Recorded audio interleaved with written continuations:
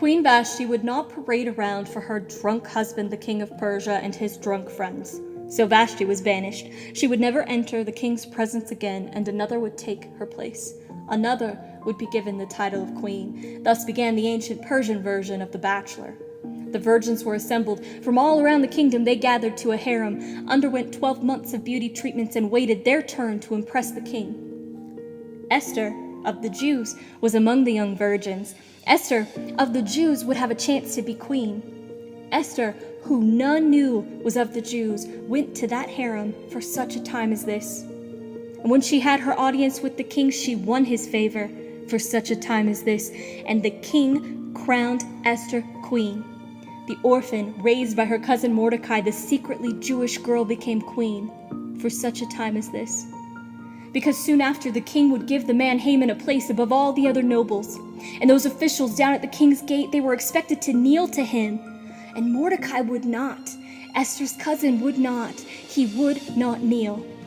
And Haman, not to be satisfied with the prospect of killing Mordecai, set out to wipe out the Jews entirely. He did not know that Esther, who wore the crown of a queen, who had the king's favor, was also a Jew, placed there for such a time as this.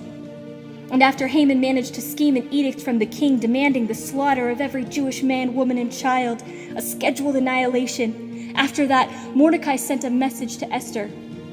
She must do something. She must use her position to save her people.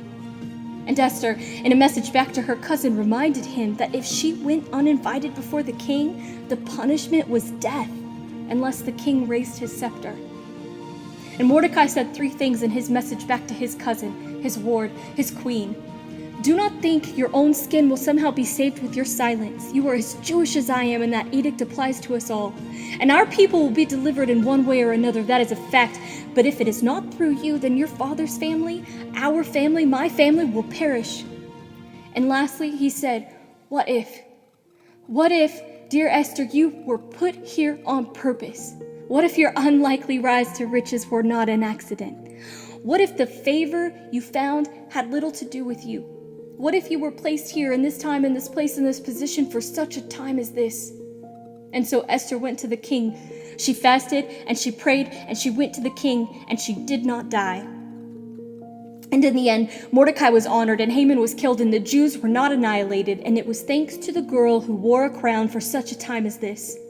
And in the only book of the Bible where God is not mentioned, where his voice is not heard, where his presence is not felt, he was there. The great I am, who was and is and will always be, he was there, as he is now with me, with you, with us, to the end of the age.